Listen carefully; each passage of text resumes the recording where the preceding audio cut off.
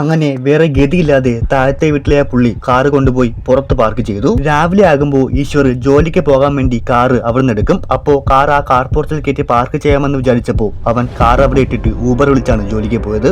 ഇതെല്ലാം കണ്ട് അങ്ങേര് അന്തം വിട്ട് കാറിന്റെ അകത്തിരിക്കുകയാണ്. അന്നേ ദിവസം രാത്രി ഡിന്നർ കഴിച്ചുകൊണ്ടിരുന്നപ്പോൾ ഈശ്വറിന്റെ ഗർഭിണിയായ ഭാര്യ എന്റെ ഡ്രസ്സൊക്കെ ടൈറ്റായി, അതുകൊണ്ട് ഷോപ്പിങ്ങിന് പോകണം എന്നവനോട് പറഞ്ഞപ്പോൾ അതിനെന്താ, ഞാൻ എന്റെ കൂട്ടുകാരന്റെ വണ്ടി എടുത്തോണ്ട് വരാം, നമുക്ക് അതിൽ പോവാം എന്ന് മറുപടി പറഞ്ഞു. ഇത് കേട്ടതും എനിക്ക് എങ്ങോട്ടും പോണ്ട എന്ന് ദേഷ്യപ്പെട്ട് പറഞ്ഞിട്ട് അവൾ എണീച്ചു പോയി. ഇനി ഈശ്വർ ആ വണ്ടി അവിടെ നിന്ന് എടുക്കുമോ എന്നൊക്കെ ആലോചിച്ചുകൊണ്ടിരുന്നപ്പോ ഭാര്യ ആ മോട്ടർ ഒന്ന് ഓണാക്കിക്കേ എന്ന് അയാളോട് പറഞ്ഞു. അത് കേട്ടതും പെട്ടെന്ന് അയാൾക്കൊരു ഐഡിയ തോന്നി. എന്താന്ന് വെച്ചാൽ ആ കാർ പോർച്ചിന്റെ നടുക്കാണ് അവിടുത്തെ മോട്ടർ വെച്ചേക്കുന്നത്. അത് കേടാക്കിയാൽ ശരിയാക്കാൻ വേണ്ടി എന്തായാലും ആ കാർ അവിടെ നിന്ന് എടുത്തേ പറ്റൂ.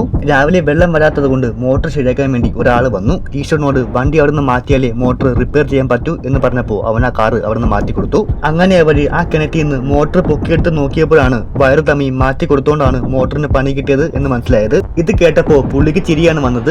മോട്ടർ ശരിയായി വരാൻ ഇനിയും ഒരുപാട് സമയമെടുക്കുമെന്ന് അവര് പറഞ്ഞപ്പോ ഈശ്വർ കാർ സ്റ്റാർട്ടാക്കി അങ്ങ് പോയി. അവൻ പോയപ്പോ ഇയാള് പണിക്കാരെയും പറഞ്ഞു വിട്ട് നേരെ വണ്ടി അവിടെ കൊണ്ടുപോയി പാർക്ക് ചെയ്യാൻ തീരുമാനിച്ചു. പക്ഷെ അവൻ ജസ്റ്റ് ഒന്ന് റൗണ്ട് അടിക്കാൻ വേണ്ടി പോയതായിരുന്നു. ഇയാള് വണ്ടി അവിടെ കയറ്റുന്നതിന് മുമ്പേ അവൻ കൊണ്ടുവന്ന് പാർക്ക് ചെയ്തു. വീണ്ടും അവൻ ജയിച്ചു എന്ന് കണ്ടപ്പോ ദേഷ്യം കയറി ഇയാള് അവിടെ കിടന്നൊരു കല്ലെടുത്ത് അവന്റെ കാറിൽ ഒറ്റ ഏറായിരുന്നു. ബാക്ക് ഗ്ലാസിന്റെ ഒരു ഭാഗം മുഴുവനും അങ്ങ് പൊട്ടി. ലോൺ എടുത്ത് വാങ്ങിച്ച വണ്ടിയുടെ ഗ്ലാസ് പൊട്ടിയത് കണ്ട ഈശ്വർ എന്താണ് ചെയ്തേ എന്നൊക്കെ ചോദിച്ച് അയാളുമായിട്ട് അടിയായി. പിടിച്ചു മാറ്റാൻ നാട്ടുകാരെല്ലാരും ഒത്തുകൂടി.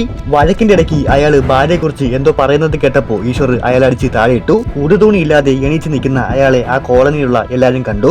ഒരു ഗവൺമെന്റ് ജോലിക്കാരനായതുകൊണ്ട് അയാൾക്ക് ഇപ്പൊ കിട്ടിയ നാണക്കേട് മരിക്കുന്നതിന് തുല്യമായിരുന്നു. ഈ നാണക്കേടിന്റെ കാഠിന്യം അവനും അറിയണം എന്നുള്ളത് കൊണ്ട് തന്റെ മോളെ മോശമായി നോക്കി എന്നൊരു ഫേക്ക് കേസ് ഉണ്ടാക്കി ഈശ്വറിനെ അകത്താക്കി.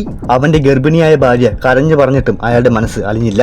ആരുടെയൊക്കെ സഹായം കൊണ്ട് പുറത്തിറങ്ങിയ ഈശ്വറിന് ഒരൊറ്റ ലക്ഷ്യമേ ഉണ്ടായിരുന്നുള്ളൂ, അയാളുടെ നാശം. അതിനുവേണ്ടി മാപ്പ് പറയണം എന്ന കള്ള ആവശ്യം പറഞ്ഞ് അവൻ അയാളുടെ ഓഫീസിലേക്ക് ചെന്നു. എന്നിട്ട് നടന്നതൊക്കെ എന്റെ തെറ്റുകൊണ്ടാണ് എന്ന രീതിയിൽ സംസാരിച്ചിട്ട് ലാസ്റ്റ് അയാളോട് മാപ്പും പറഞ്ഞ് അവൻ ബാഗ് കൊടുത്തിറങ്ങി. അവൻ പോയതിനു ശേഷം വേസ്റ്റ് ഇടാൻ വേണ്ടി ഡസ്റ്റ്ബിനിലേക്ക് നോക്കിയതായിരുന്നു. എന്തൊരു പൊതി കിടക്കുന്നത് കണ്ടു. അതിൽ നിറച്ചും പൈസയായിരുന്നു. അയാൾക്കിട്ടൊരു പണി കൊടുക്കാൻ വേണ്ടി ഈശ്വർ തന്നെ അത് ഡസ്റ്റ്ബിനിലേക്ക് ഇട്ടതായിരുന്നു.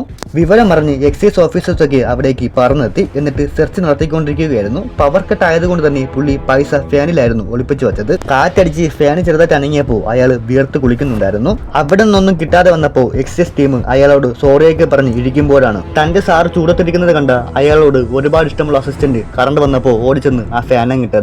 പിന്നെ മോളി വെച്ചിരുന്ന ആ പൈസ മുഴുവനും മഴ പെയ്യുന്നത് പോലെ താഴേക്ക് വീണു. അങ്ങനെ ഈശ്വറിന്റെ മുമ്പിൽ വെച്ച് തന്നെ അയാളെ പോലീസ് അറസ്റ്റ് ചെയ്തുകൊണ്ട് പോയി. തന്നെ താൽക്കാലികമായി ജോലിയിൽ നിന്ന് നീക്കം ചെയ്തതറിഞ്ഞ് പുള്ളി ഈശ്വറിന്റെ വണ്ടിയുടെ ടയറിലെ സ്ക്രൂ മുഴുവനും അഴിച്ചു മാറ്റി. ഭാര്യനെ കൊണ്ട് ചെക്കപ്പിന് പോയപ്പോ റോട്ടിൽ വെച്ച് ടയർ ഇളവി വണ്ടി ഒരു ലോറിയിൽ ഇടിക്കാൻ വേണ്ടി പോയതായിരുന്നു. കൃത്യസമയത്ത് ബ്രേക്ക് ഇട്ടുകൊണ്ട് രണ്ടുപേർക്കും ഒന്നും പറ്റിയില്ല.